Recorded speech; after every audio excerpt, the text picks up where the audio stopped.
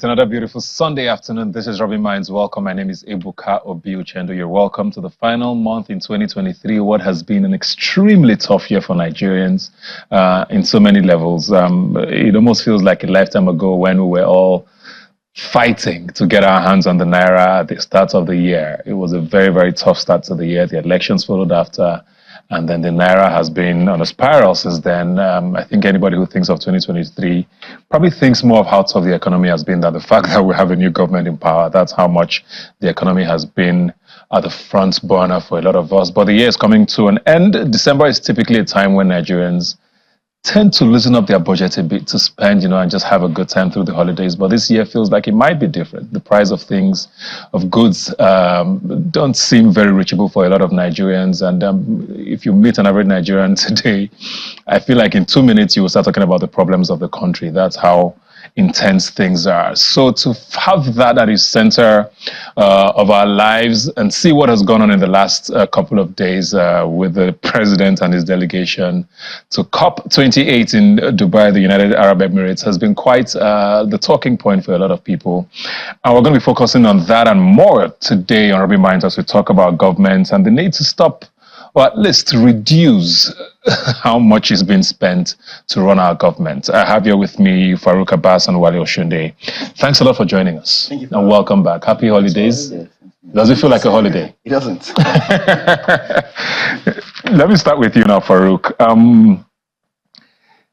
We did hear from Mr. President, at least when UNGA happened, that was the United Nations General Assembly, where he said specifically that he had given directives to, I think, the Federal Ministry of Foreign Affairs, to the Nigerian High Commission, to make sure that only Nigerians who had any business in New York at the time would be accredited to attend the General Assembly of the United Nations. It seemed like, okay, maybe this might be a different way to run government, because the signs weren't looking very good when we had, I think, almost 50 ministers. We have even lost count of the number of special assistants and special advisors. The largest cabinet we've had since the return of democracy in 1999.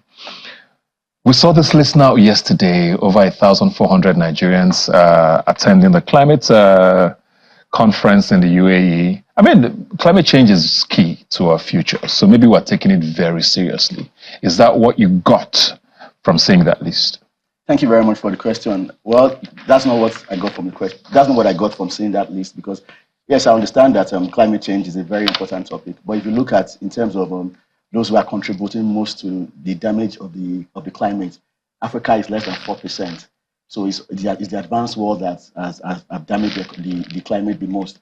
So if anybody should take it more seriously, it should be those countries who have damaged the climate that will take it more seriously to reduce, because the impact of our gas flaring or our activities in Africa is very minimal compared to the industrialized nation.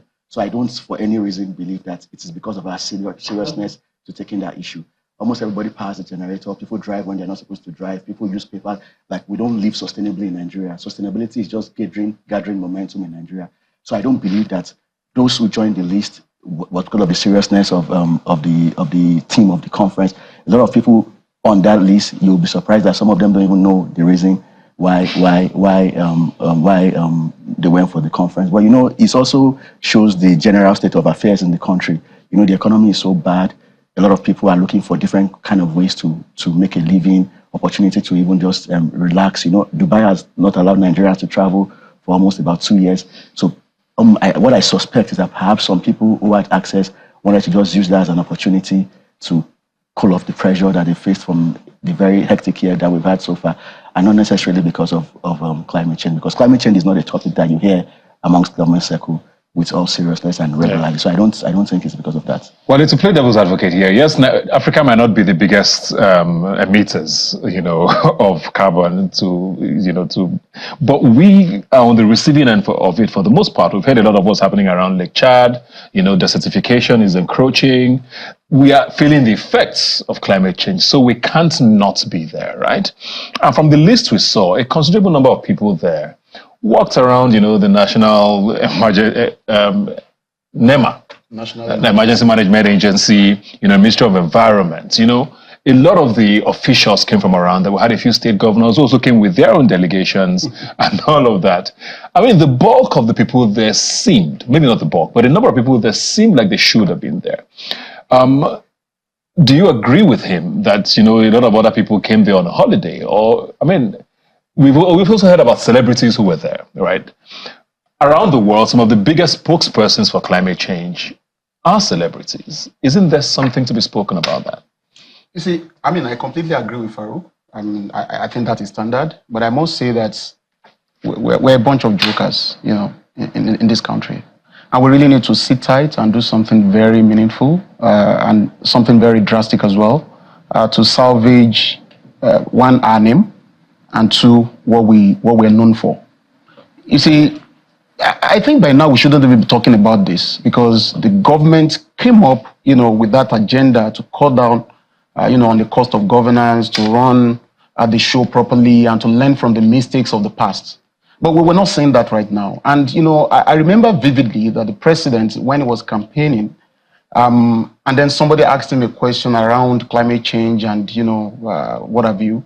And he made the point very clear that day. And I think I agreed with him when he made that point, that, look, he's going to ask the developed world to actually pay, for the cost of climate change and what have you in Nigeria and, by extension, maybe in Africa or something. And you see, many of us agreed with him then because, look, we're like, like Farouk said, we're not the greatest emitters of, all these pollutants and what have you, right?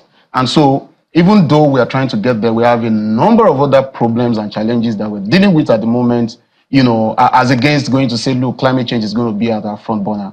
I agree with you that climate change is also important. It's, an important conversation to have. But look, we have a number of other challenges that we think we need to deal with right now. Poverty is fast gaining momentum. I don't just want to say that it's already here and we are like a poverty museum of some sort of the world. We're no longer like the poverty capital. People sort of take tourist interest in Nigeria, tourism interest in Nigeria based on, the assessment of poverty. That should never be our story. And, what we are saving from this fuel subsidy thing, we're supposed to put it to better use and not even use a part of it to buy cars, to fly abroad, to do all sort of things that are probably not even meaningful for the ordinary Nigerian. So I think it is just an unfortunate situation that we have found ourselves, and the president needs to do something very urgently about that. So it looks like we have now started running a sort of government, and I think maybe since President Obasanjo, maybe to an extent, maybe President Jonathan, we haven't had presidents since then who basically communicate with Nigerians, right? We have seen incidents like this where things happen, Nigerians complain, nobody says anything, or they send a spokesman who just releases a statement on social media. Now, the look of it, whether we like it or not, is quite weird to have 1,400 Nigerians on this delegation. Then the kinds of people who are on this list, there's a particular name that keeps coming up about someone who was allegedly, arrested for smuggling, who's supposed to be an ex-convict or someone who's on trial for, is on this delegation with Mr. President. And you wonder, what are they there as? What is their relationship with, fighting climate change and all of that? And you wonder, is there a way for the presidency to explain, things like this to Nigerians? Because like I said, this is a time when Nigerians are used to relaxing and enjoying the holidays, but it's different this time because people can't seem to afford anything. So the perception and seeing that, it tells a very, very different story from a government that keeps saying, tighten your seatbelts or tighten your belts because we're trying to save Nigeria, but you can see something different. Yes, I quite agree with you. At the MBA conference that was held this year, the president delivered an address there. And what he said was that whenever he makes a mistake, people should tell him. And if Nigerians tell him, he will correct himself. And whilst he was leaving the stage, he actually forgot to declare the event open because we're supposed to declare the event open. And he came back and said, I said whenever I make a mistake and they correct me, I'll correct the mistake. They've corrected me now and I've corrected the mistake now. So if you know I'm doing anything wrong, let me know.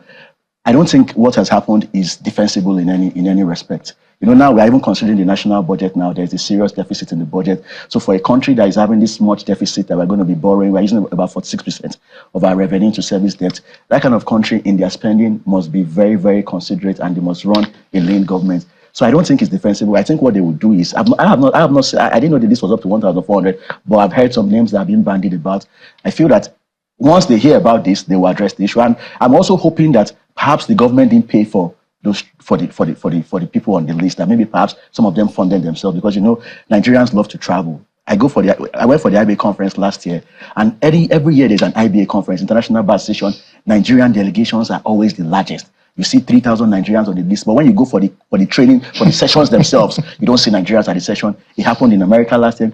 This year, those that went to Paris, my friends were telling me that they were also mentioning the same thing. So Nigerians, just any opportunity, they will go, but they won't go for the main session. So Dubai has banned Nigerians. And like you said before we started this show, Nigerians love to go to Dubai. So, I just feel like some people just wanted to just smuggle their way one way or the other. But now that it has come to the open, I'm sure those who compiled that list didn't expect it to come to the open. I'm sure the honorable thing for them to do is to apologize to Nigerians and let us know that the government did not fund the trip. And even if the government funded the trip, they should ask for a refund from those who don't have any business going for that trip. And you mentioned celebrity earlier. Arnold Schwarzenegger, everybody knows Arnold Schwarzenegger speaks for climate change. There are some names that when you hear them, you hear sustainability, you hear climate change. Some of the people, some artists are not known for all this kind of cause. Some of them are just known for just doing skits and just playing around. So if you now tell me you are going for this conference now, you must be able to justify that this is something you have been pushing before. Not just you want to just avenue to just go to Dubai. So I think the honorable thing for the government to do, apologize to Nigerians, admit their mistake. 1,400 by any standard doesn't make any sense.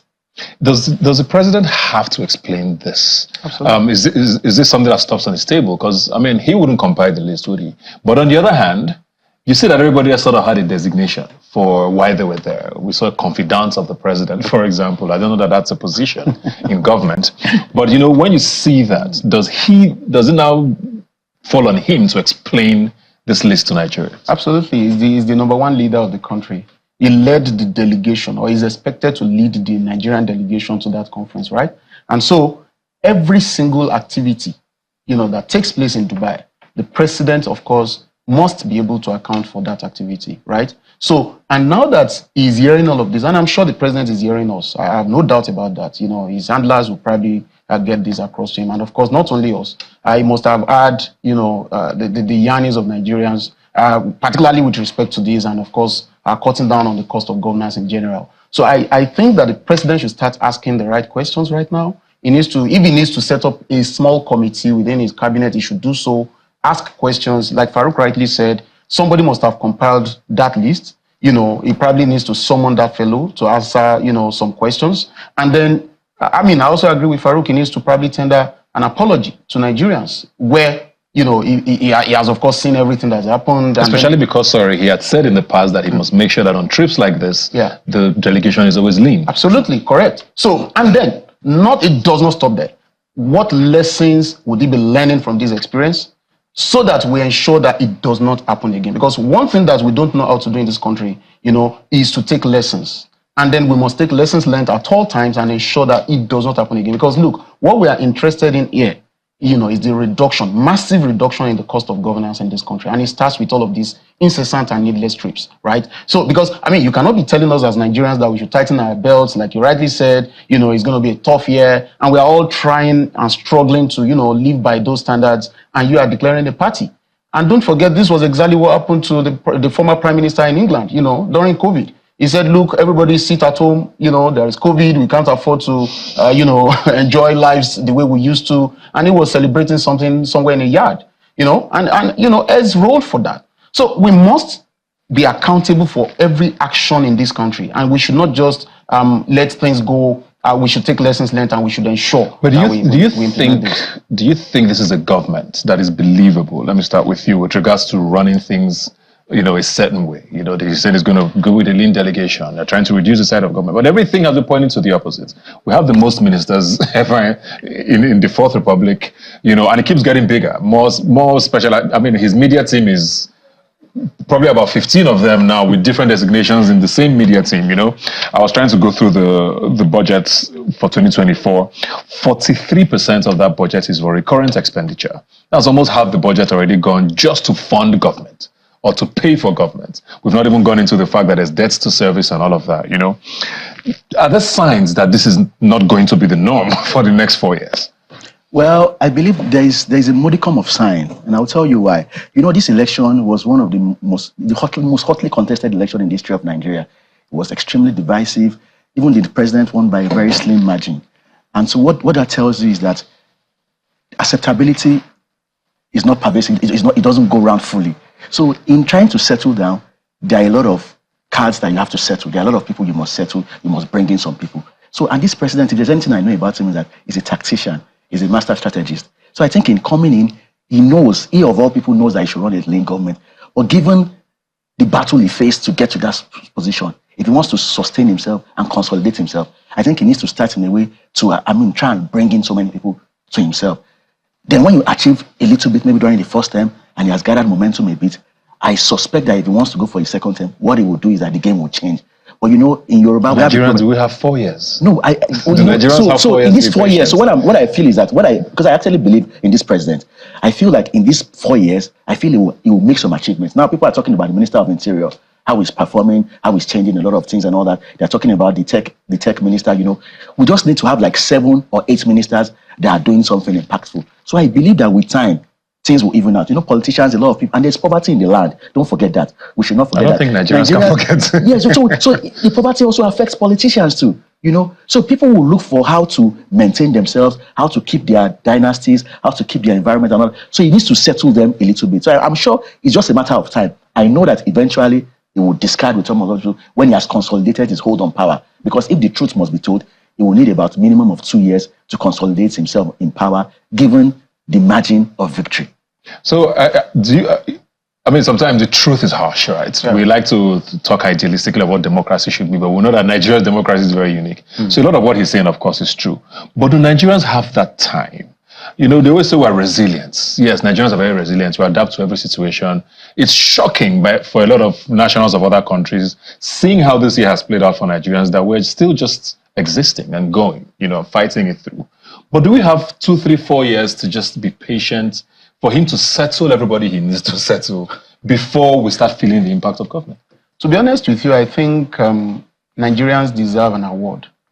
The award of the most patient people on earth.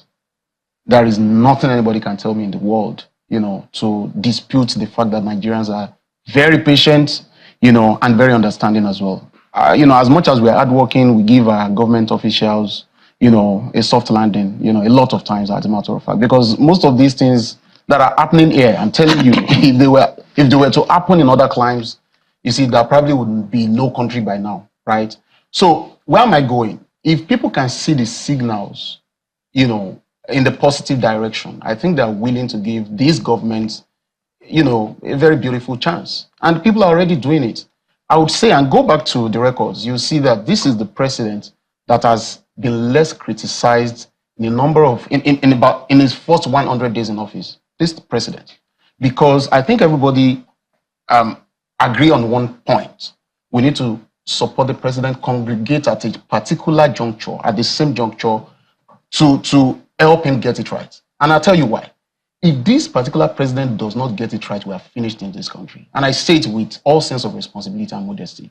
If he doesn't get it right, how bad can it be? If exchange rate, what it is to a dollar right now, a naira to a dollar, all-time high. If it is higher than the way it is right now, then we are doomed. Pounds, don't even go there.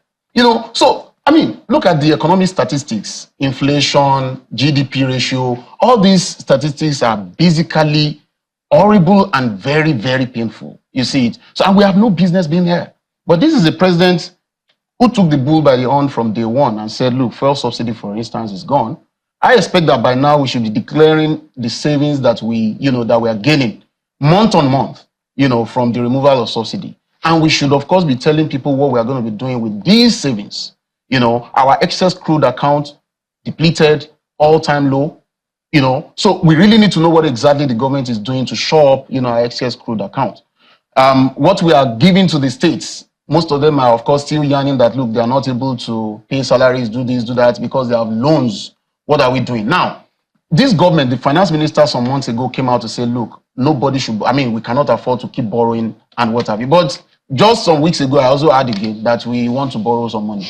So I want to ask the question, for instance, what are we doing with the monies with the savings, on subsidy removal? And why do we want to go and borrow again? So these are some of those things that Nigerians really want to know. But with respect to your question, if I'm to answer it, I think Nigerians are very patient people and they are willing to give this government a chance. The president needs to prove it, that he is sincere about his promises to Nigerians and that he is the man that is destined or desired to take us to the promised land. Well, not by the kind of delegations we're seeing going for COP28. I don't think that's inspiring a lot of confidence in Nigerians, and rightly so. But we're going to have to go on a break now. Thank you very much, Wale and Farouk. We'll take a break now, and we'll be right back. Please stay with us. Let's go.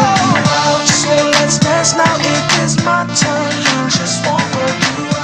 I am ready for your action. Welcome back.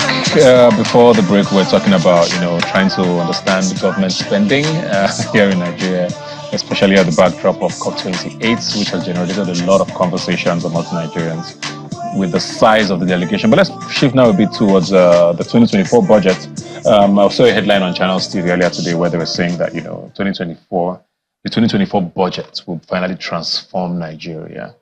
Took me a little back to the former Cross River State governor and all his teams. But I mean, a lot of confident talk from the government. When you look at that budget, I think it's about 27.5 trillion naira, the highest budget ever. Defense still at the top, 3.25 trillion for defense, then followed by education with 2.18, and then health with 1.33.